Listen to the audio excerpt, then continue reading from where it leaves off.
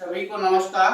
आज हम चर्चा करेंगे मुगल कालीन कुछ महत्वपूर्ण चित्रकारों पर कि किसके समय में कौन सा कलाकार रहा है और किसके समय में किसने कार्य किया है, श्रेष्ठ कार्य कब किया है और कौन किस कला में अधिक निपुण था। हमारे टीजीटी पीजीटी चित्रकला का सिलेबस के अनुसार या जो प्रश्न अब तक सबसे पूछे गए हैं उनमें से जो बहुत ही महत्वपूर्ण कुछ कलाकार हैं, जिनमें से कुछ कलाकार इस प्रकार हैं। बाबर, मुगलकालीन चित्रकारों में बाबर के समय में कुछ कलाकार थे, जिनमें से एक बेहजाद नामक कलाकार था।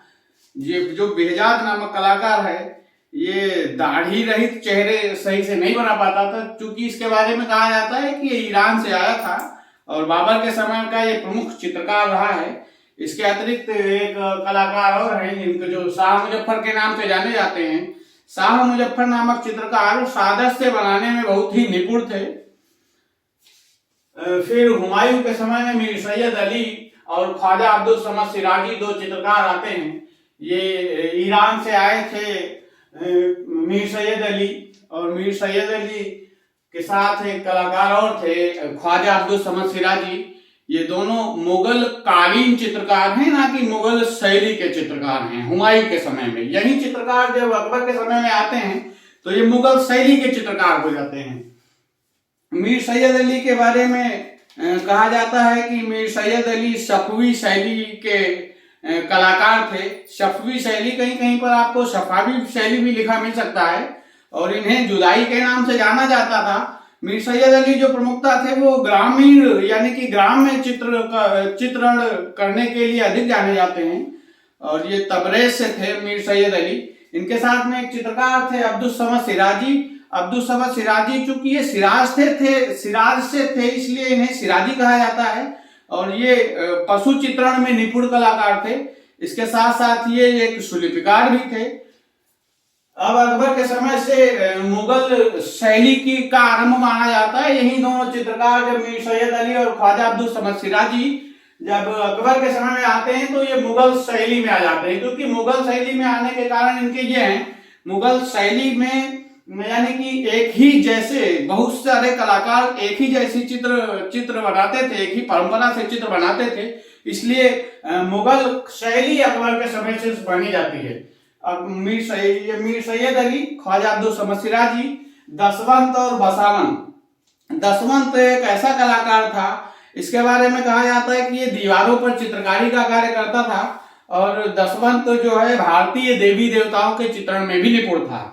दसवंत के साथ एक और कलाकार है जो बसावन के नाम से जाने जाते हैं, और बसावन चित्रों में जो है परिप्रेक्ष्य का प्रयोग बहुत अच्छा करता था, और जो वस्त्र होते थे वस्त्रों की सिकुड़नों पर का प्रयोग, यानी कि वस्त्रों पर जो सिकुड़ने बनती थी, सिलवटें बनती थी, उन पर बहुत ही अच्छा कार्य करता था, इसलिए इसे विशेष रूप से जाना जाता है।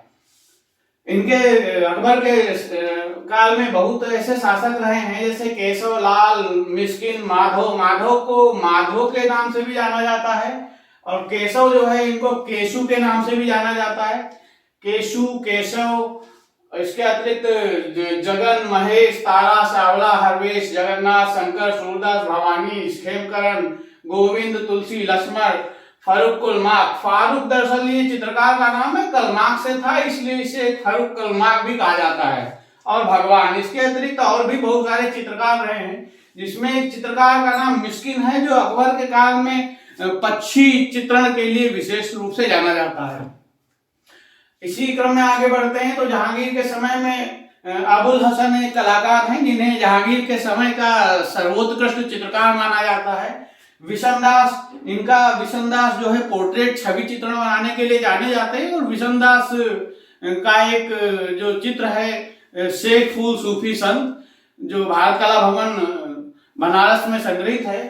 फारूक कलमाक, अकारिजा, मनोहर, होनहार, पदारस, दौलत, केशव और गोवर्धन आदि कलाकार भी इनके समय में रहे हैं। एक कलाकार मंसूर हैं, जो मंसूर पशु पक्षी चित्रकला के लिए जाने जाते हैं। कहा जाता है कि ये पशु और पक्षी चित्रकला में बहुत ही निपुण थे उस समय के कलाकारों में। शाहजहां, यही कुछ जहांगीर कालीन चित्रकार जो शाहजहां के समय में भी आते हैं, जैसे जहांगीर के समय में एक कलाकार है गोवर्धन, जो कि शाहजहां के समय में भी था, और होनहार भी जहांगीर के समय से और शाहजहां के समय में आया है। इसके अतिरिक्त मोहम्मद नादिर जो पुष्प यानी कि पुष्प चित्रण के लिए बहुत ही विख्यात रहे हैं।